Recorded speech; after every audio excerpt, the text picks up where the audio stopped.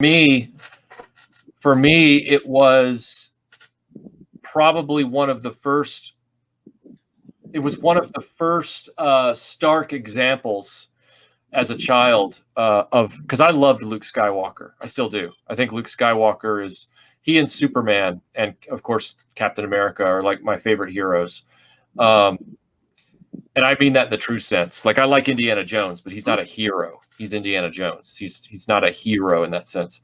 That moment with Darth Vader was and then Luke saying, you know, no, and I'll never join you. And even after he finds out that Darth Vader is his father, he, you know, makes because Luke doesn't know what's going to happen to himself. Luke thinks he's committing suicide. Like he doesn't have any guarantee that dropping off into that bottomless pit is going to save himself. He's not being clever. He's like, it's not even like, he's literally saying in his mind at that moment, the wheels are turning. And Mark Hamill is an excellent actor. I get tired of people talking about him like he's not. You know, it's like saying great. He's a great actor. You see the wheels turning in that scene. And he says to himself in that scene, you can see him thinking, he's doing the math. And he's like, I would rather die than take this guy's bargain and join this dude. Even though I've just found out he's possibly my dad. I would rather die than give my potential power over to this dude. And as a kid paying attention, because I've learned in adulthood that a lot of our brethren who were children were chuckle houses that didn't pay attention. That was a really powerful message for me. And it's really, and I'm not trying to be pretentious about this. I think anybody who's in the chat right now who's followed retroblasting all these years will attest to this. It's shaped my reactions as an adult to the way I do business with my YouTube channel online. Like, you know, I don't pander to evil corporations like Hasbro and things like that. I'm not trying to be an access media person. And when, you know, companies have tried to co-opt my videos, I've deleted them rather than let them just have the money. You know, and that gets back to that whole thing that goes all the way back to when I was 6 years old, watching Luke Skywalker do that math in his head. You know, it's like somebody with true morals, somebody with a true sense of integrity, somebody who's a hero does the hard thing. He doesn't do the easy thing. And the right thing is often the hard thing to do. Yes. And I would rather burn my village down than give it to invaders. And that's what Luke kind of taught me was this is going to sound really morbid, but it's literally what the scene is saying. It's like Luke Skywalker is saying in that moment, my life, me as a unique entity, as a unique snowflake in the galaxy or whatever, I am not more important than the end game. And if I have to sacrifice myself so the end game has a chance, then that's what I'm going to do. And that's huge. Like that's a huge learning that a lot of people don't learn in today's very individualistic society. Like, and I don't mean that in the sense that, because there's good individualism and then there's bad individualism, just like there's good collectivism and bad collectivism. Everything is on a spectrum. So like Luke knows that if the Rebel Alliance is going to have a chance, he cannot be captured. Like he cannot give himself over to Darth Vader. And his life is not worth the Rebel Alliance losing. That's what I mean. That's what I mean by he sacrifices his individual specialness for the potentially greater good of the Alliance's victory. And so I just have really carried that with me my whole life. And I know that you know that firsthand because you've seen me frickin' cosplay Luke Skywalker from this scene. Absolutely. You know, we've talked Empire for so many years. You know, that's not to keep bringing in other films and everything, but that's almost why the scene in Superman the movie is so powerful, where his father, you know, chides him for the fact that he changed history to save one person. You know, because his father is like, you don't interfere with human history. You know, Yes. One person is not. Yeah. Now we could go down a huge rabbit hole and talk about how the message in Wrath of Khan is then flipped on its head in Star Trek 3, and we could argue the morality of the needs of the one outweighing the needs of the many. But in this case, Luke is doing the Spock thing. The needs of the many outweigh the needs of the few, being me. So I'm just going to let go, and whatever happens, it was worth it to not fall into his clutches. Luke Skywalker is. I know people say he's whiny, and I know people say, but he was playing a character at a certain age. He was a kid. He was 19 years old. Yeah. He's 19 years old, and he literally had the weight of the galaxy on his shoulders, and he was told he did. Yep. So why are you guys giving him so much shit? Because everybody I talk to is like, oh, I like Han Solo better, or I think Luke is whiny. Every single person that's ever said that to me are the type of people that would not sacrifice themselves in a moment like this. They would literally be like, oh, well, I don't want to be evil, but maybe I can just use this as a way to survive. And I know for a fact they wouldn't have the balls to do what Luke Skywalker did there. Very good point. And very few people do in even human history, in real history. Very few people have the balls to do that. And I'm not trying to discount the women in the audience. I'm using balls metaphorically, meaning your courage.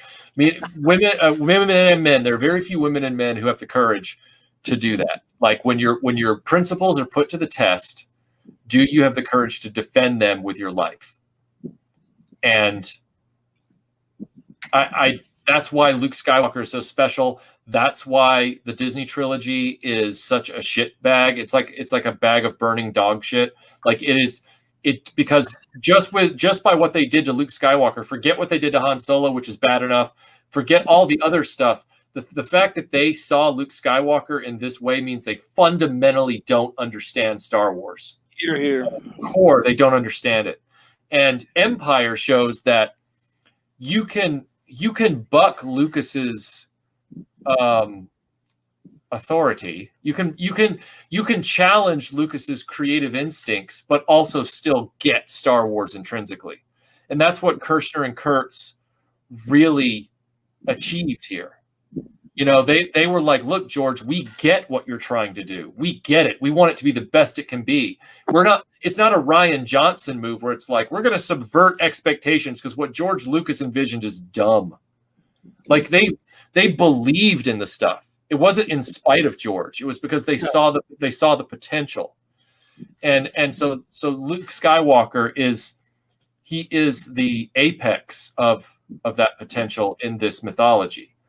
And I know I've gone on way too long about. Are you kidding me, man, dude? That's what you hear, brother. You know this film better than anybody that I've ever seen, I've ever known, and I mean, anything you have to say about it, that's what I want. I mean, I want to hear. Somebody asked me the other day. That we were talking on a Facebook message, direct message, and good online friend of mine, and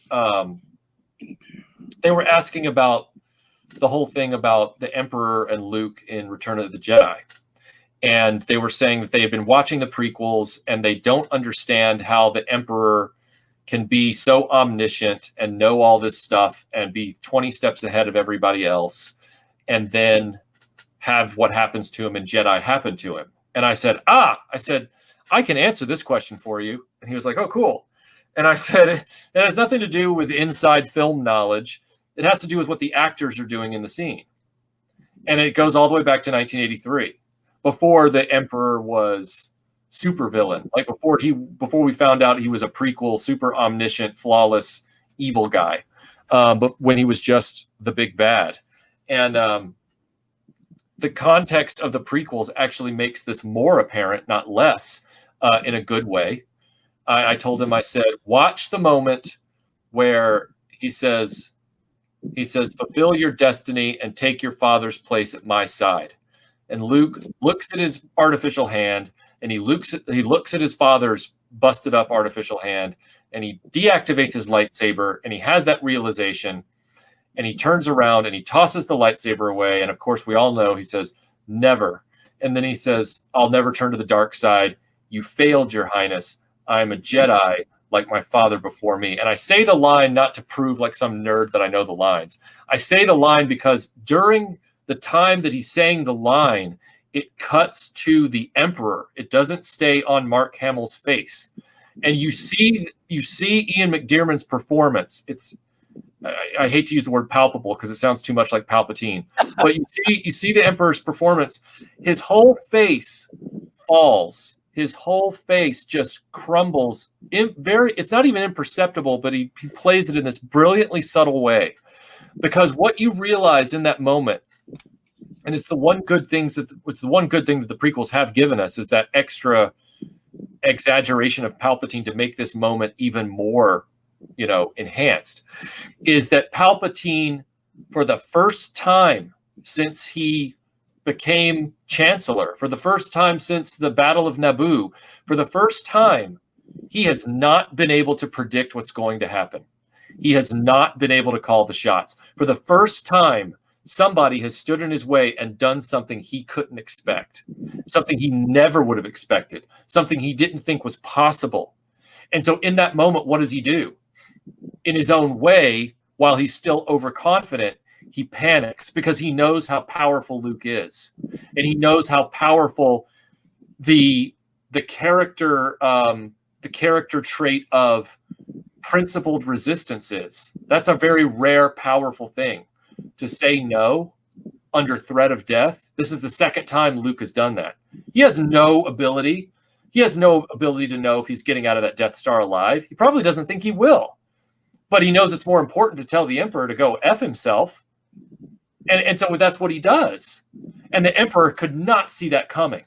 And so I told the guy, I said, for the first moment, the Emperor was stunned, scared, panicked, whatever you want to call it. And so his only focus is on killing Luke Skywalker as fast as possible, because he knows exactly how powerful Luke Skywalker is. In that moment, he realizes that Luke Skywalker is the biggest threat to him that's ever walked the galaxy. And so he has to kill him as fast as he can. And so all of his energy, all of his focus, all of his effort, for the first time, is diverted onto just murdering Luke Skywalker. And think about it, man. Luke Skywalker's so powerful intrinsically that the lightning it's painful, but it's not immediately destroying him. And the Emperor is, for the first time, distracted. And that's why Darth Vader has the ability to, and I told this guy, that's why Darth Vader was able to get behind him, grab him, and throw him into the pit. Because for the first time, the Emperor wasn't able to see what was coming next. He had been totally thrown out of his element by Luke Skywalker. And so you can sit there all day and say, well, Darth Vader is the real hero of Star Wars. Darth Vader, Anakin Skywalker, is the real redemption story. Even George Lucas says that. But I maintain, I'm like, no, the one who brings balance to the Force is the one who consistently refuses to join the dark side, even at the expense of his own life. He's the one who totally wrecks the Empire's world. He's the one who totally destroys the Emperor in the end, because he allowed the Emperor to lose his cool, so that his father, who I don't want to take any credit away, Anakin legitimately picked up the Emperor and threw him into the pit. All right. But it took Luke to get the Emperor distracted enough for that to happen. Luke was the one that threw the Emperor off his game so badly that was possible. Luke Skywalker is the hero of Star Wars. Everything that happened in the Disney trilogy is bullshit. And everybody that loves those movies, even with the Luke Skywalker stuff, can kiss my ass, because Luke Skywalker is the heart and soul of this series. And I can keep proving it all night long. That's why The Last Jedi is such an abominable piece of filth. I've never walked out of a film more angry, more disgusted, in a worse mood ever. Yeah. Than that. I've walked out of plenty of films and that sucked, it was crap, or that was disappointing. Even I hated The Force Awakens. I really hated it. Yeah. But I walked out of that one just kind of making fun of it and kind of like, what the hell's wrong with this? The Last Dead guy is the most horrific, I can't even, it just makes me angry to think about it. So I won't go too far into it. But everything you just said is just so amazing, dude. And so spot on. And just Ruins Johnson would not understand the word you said because he's a piece of crap who just wanted to be a contrarian because apparently Star Wars fans must have given him wedgies when he was a kid or something. I don't know what it was. He's a dickhead. Yeah. He's a scumbag because he decided he wanted to piss all over something that a lot of people loved. So screw him. Fuck you, Ruins Johnson. And the way what you just said makes me hate him even more. I don't hate it. I try not to hate any other, not in a literal sense. I don't hate any human beings unless they're really evil. But it was an evil act that he did pull on a lot of people. He's a piece of crap. I'll say that. Yeah. So fuck him. And the bantha he molested before he wrote in on it. Yeah. Yeah. No, you're right. He is a Hollywood director troll equivalent. Like he trolled an entire fan base. And like Raquel just said, Luke is the hero of Star Wars. Like that, there is no question. You cannot. Yes. You cannot be a hero if you have already joined the evil side of things. Even if you are redeemed, you are not truly the hero of the story. Like that's you have forfeited that ability mythologically if you join the evil side. I firmly believe that, and that's what I get so tired of with a lot of these. Thank you, Raquel. Yeah, Raquel, you're right. If you want a tiny corner of sanity for Star Wars, keep coming to CLOBBERIN time. We're serious. Oh, but you've got this. You've got these directors who they want people, who are jaded in their films, and they say that heroes are boring and bland, and we have to be able to relate to them, and so we have to make them troubled, and we have to make them imperfect, and we have to do all this stuff. And it's like, first of all, Luke wasn't perfect, but what Luke had that directors don't put into their heroes anymore, and screenwriters, because Hollywood doesn't like it, is that Luke had integrity, and Luke had what's the word I'm looking for? Mettle, METTLE, determination. They don't have that anymore. Heroes nowadays, they have to be clever and snarky with every reply. They get their wins too easily, and they don't have to fight their way through a plot most of the time.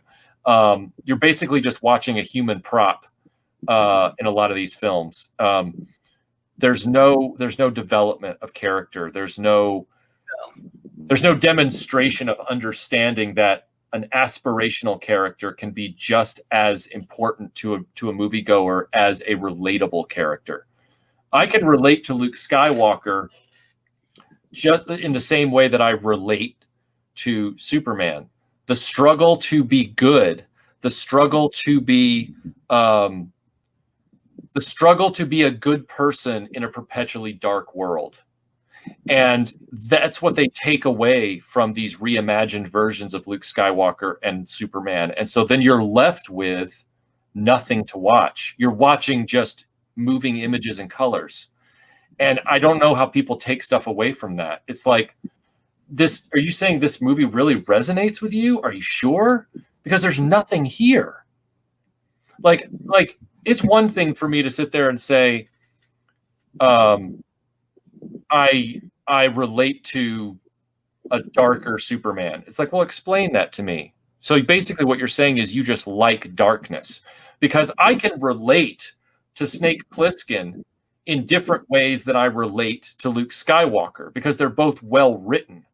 But yes, but Man of Steel Superman is not well written. And so so when I hear somebody say I relate to his darkness, I'm like, no, you just like darkness. You're more comfortable with darkness. You love nihilism. Apparently. Yeah, nihilism. Yeah, exactly. But that's not saying much. That's not saying much about you as a person if that's the one thing that gets you off. I know I've rambled far too long about this, but didn't me, dude? No, it's amazing. So yes, a conduit to political messaging, not a person we can write on our minds and hearts. Yes, absolutely, Raquel. That is exactly correct. They become these ciphers for a specific pie slice of people in the audience. And Ray's a cipher. Yes, Ray is definitely all a the cipher. characters in the Sequel trilogy are ciphers regardless of how good the actors are, none of it's their fault. It's the horrific writing. Because when you start out with an agenda, rather than understanding that you're trying to write characters that are interesting and trying to write an interesting story, that's what you get, ciphers. Yeah. A good character challenges you even as you admire them. And I don't mean that, and what Hollywood's gotten into their head is the only way to challenge the viewer is by making the character morally questionable or imperfect or a jerk. And it's like, you know, that's a very narrow lane to walk down when there are so many possibilities.